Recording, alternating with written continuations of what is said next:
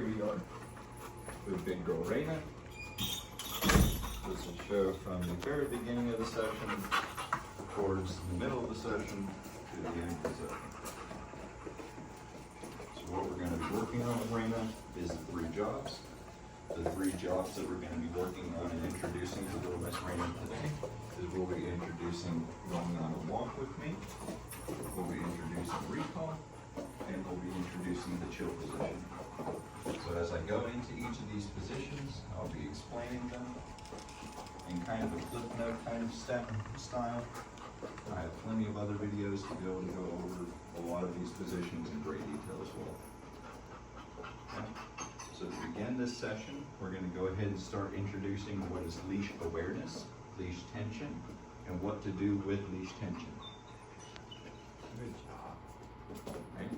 So what we would love for our puppy here to understand is whenever she feels this leash tension, that she should be striving to try to get rid of the leash tension rather than trying to ignore it or trying to pull into it. So what we would love for her to have for an answer versus pulling into it or ignoring the tension is acknowledging that there is tension that could be available. How do I avoid this tension from happening? And what technically happens whenever I do feel tension, and what's the worst thing that happens whenever tension happens? So what I would love for this little girl down here to understand is that whenever you feel tension, first of all, don't be afraid, don't be nervous, it's completely fine. It's okay to make mistakes, you're gonna make mistakes, you're gonna get corrected at the end of the line, you're gonna get bumped at the end of the line, you're gonna feel tension at the end of the line. You should feel free to continue to be exactly what you are. Do not change your character because of her work pattern. You can still be a happy-go-lucky little goober, but we can have a little bit more respect and a better answering system for each other. So what we would love for little Miss Raina down here to start understanding is that whenever you feel leash tension, or if you feel this sensation, which is known as a bump, and she's been responding to it really well, so I haven't been able to kind of show it, but this is a bump. There we go. This little bump sensation is not supposed to be big, but it's supposed to be annoying, and it's supposed to be just a little thing that gets your puppy's attention just enough to be able to get them to walk or respond to leash tension.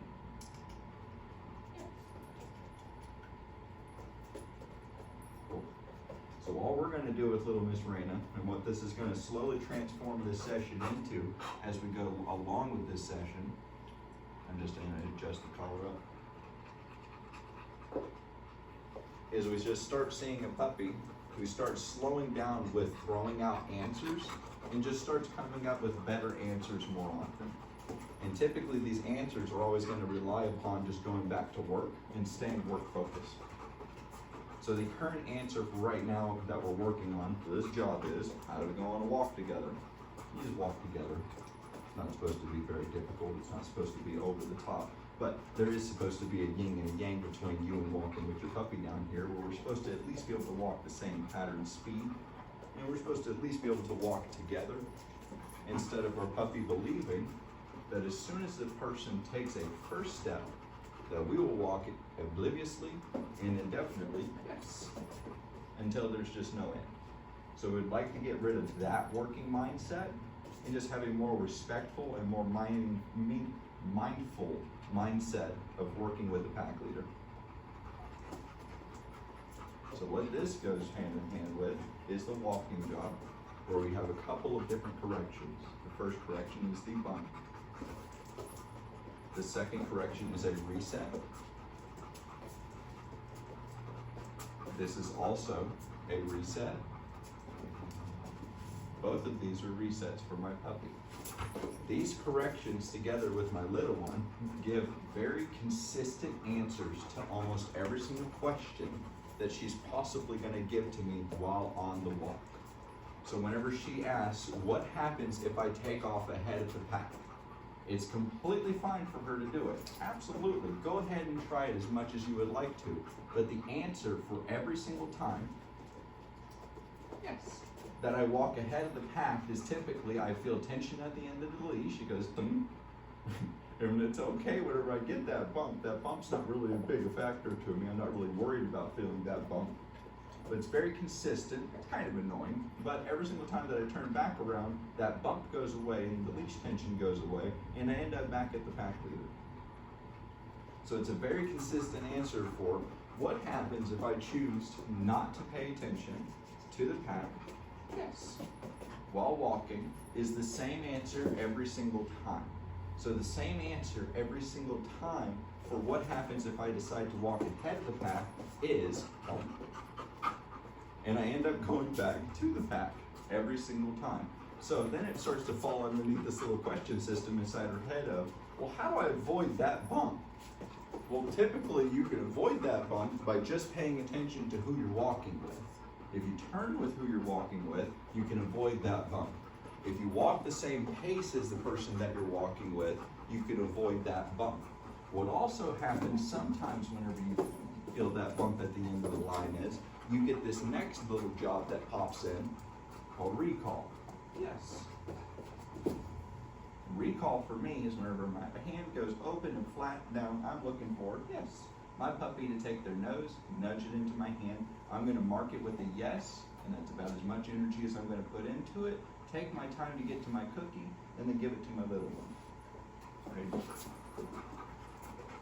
So now we have two jobs that are kind of intertwining with themselves while we're walking with the little one down here. So the third job that pops in to kind of solidify the rest of the circle, yes, her job circle that she has is doing nothing correctly, which is all kick-started, ignited. Basically, you start your car with your foot going onto that line and guaranteeing that we can have a set-in-stone position for what would we like for a puppy to do whenever it comes down to just doing nothing. Me standing here is doing nothing. Even if I'm talking to the camera over here, I'm still technically doing nothing. So I would like a puppy that figures out how to do nothing with me and that it's okay to do nothing. So then I'm going to start emphasizing these three jobs every day in little Miss Raina's life. I can start passively working these little things. Yes. I can start passively working these little things, which gives her things to do during the day. So it's working her mental. It's giving her stuff to think about during the day, so she actually has that purpose filled. That little bar is getting filled up because now she's actually doing things for the pack that she knows that the pack actually enjoys doing. So the things that the pack really enjoys doing are these three jobs specifically. These three jobs are, we walk together, we recall when called, and we do nothing very well. So whenever we have a puppy that figures out how to do all three of these jobs, typically once you have a little one that is very absorbent in trying to focus all of their energy into working, you start getting a way more respectful animal and a much more comfortable and competent animal, because now they're not guesstimating a lot of what am I supposed to do with all of these ideas inside my head, because now you're actually giving them, yes, that outlet to actually be able to give those answers, give that energy away. And doing this work does not supplement physical exercise. This is just mental work. This is after I've already had baby girl outside. We've already thrown the ball for about 5 minutes. I've already walked up and down my fence line for about 5 minutes. We've got about a 10-minute run around exercise that we just completed outside. It's probably time to go inside and work on her mental, so that way she's more prepared to want to do another job later on once we get done doing an active working session with little Miss Raina. Actively working with Miss Raina looks like what I'm doing currently. This is an exact example. If you were to work on a mimic system at home, this is what working actively with your puppy looks like. A passive work session would look like, we got done doing our work with Raina. I'm gonna drop my line. She's just gonna drag it around. I'm gonna decide, I wanna go over here to be able to work on what I need to work on. Miss Raina decides that she wants to follow me. That's completely fine if she wants to. I'm gonna take advantage of it. I have the line already on her. I can put my foot on the line. I'm gonna guarantee myself with a certain set amount of leash length with my foot on this line that she really can't make that many mistakes. She really can't get into that much trouble. But I'm gonna set myself up so that way she can at least do something passively with me that is more productive than wonder, what am I supposed to be doing with me? So now we have a comfortable, confident answer. And after just waiting here long enough and not interacting with her, not trying to tell her sit, tell her down, tell her stay, none of that is going to happen. I'm not going to give her the eye contact, the physical contact. I'm going to let her go through her little working session where she's going to think about what's happening, what's an answer that I can do that would possibly get attention. This is probably what's probably going through her head often. And one good route and one good source that she can put her energy into to get attention from a human is to work for us. One job that she can do for us currently is just do nothing correctly. Whenever your puppy does nothing correctly long enough and you've been able to watch TV or you've been able to work on your laptop, you've been able to do your own thing for a little bit, some time has went by. Now you've noticed your baby has still been here for a little while. She's already on her side with her head on the ground, and you feel comfortable enough to be able to reach down and give her a little scratch. That is completely fine. Just a small amount of energy. Then you go right back to what you're doing. Or you tell yourself, you know what? I'm thirsty. I'm gonna get up and I'm gonna go over to the kitchen. Here's my kitchen square. We're at the refrigerator. Let's say that Miss Raina decided to follow us. Yes. We did a recall to be able to bring her to a very specific spot. I'm going to use the convenience of my line.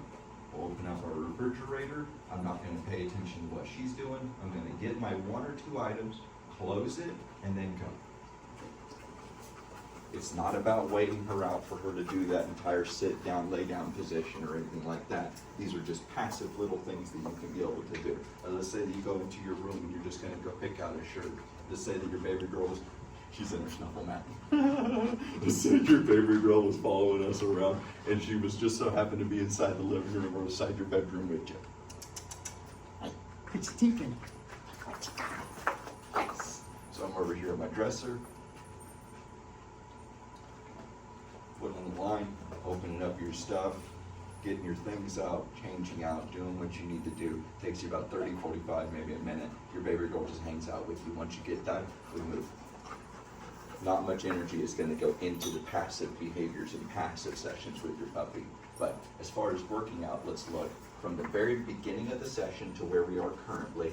Hopefully we can see the drastic change between how her body language changed from the beginning of the walking session to the end of the session. She's great.